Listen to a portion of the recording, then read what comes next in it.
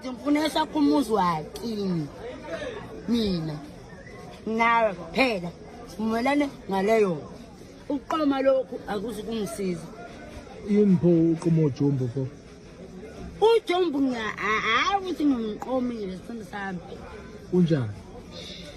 Akekho straight kimi, akekho happy kimi. Akekho. Unjani? Aka fresh. Je. Wena fresh, angithi ngathanda uwena mina. Ujuba yakho fresh. Akekho fresh. Izenathi ngidala ukuthi siyawakhuluma. Tamba. Oh, ngizohlala la ensilini. Andivuna ngenze njani manje?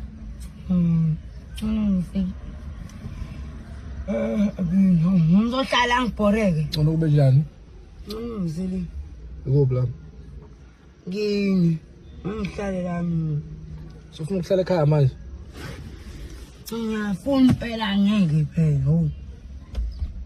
You know what you're saying now is just causing a disorder. No. Okay. If it is not a disorder, what is it then?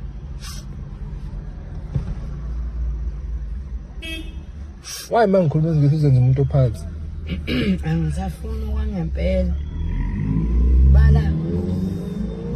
Say that to me.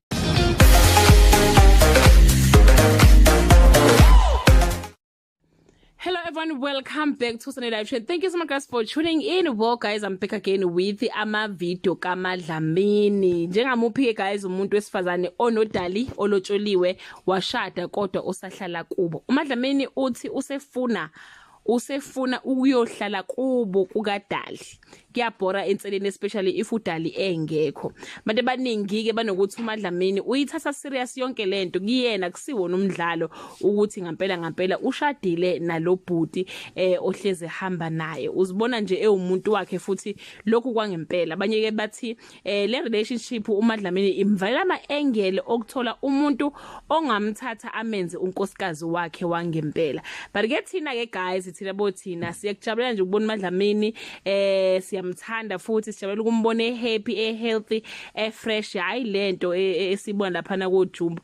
Ngazi guys nibonile ivideo kaMadlamini la ibukisa khona ngoJumbo, but check this video out and do leave your comment below. Bye.